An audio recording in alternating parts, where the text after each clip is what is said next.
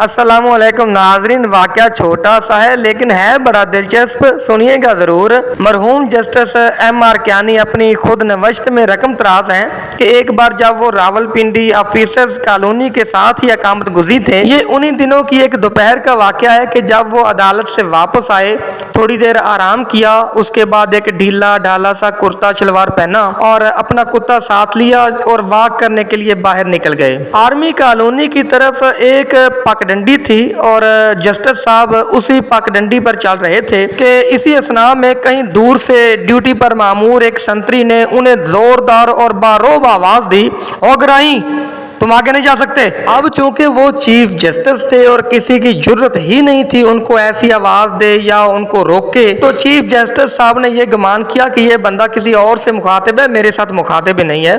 अब संतरी ने देखा कि यार ये बंदा तो रोक ही नहीं रहा है, तो वो संतरी दौड़ता हुआ आया और जस्टिस साहब के एक जोरदार थप्पड़ रसीद किया। क्योंकि वो थप्पड़ गैर मुतवक्की और बड़ा पावरफुल था, तो जस्टिस साहब अपना तवाज़ुन बरकरार ना रखते हुए जमीन पर गिर गए। उस वक्त एक ब्रिगेडियर कहीं दूर बैठा ये सारा मंजर अपनी आंखों से देख रहा था।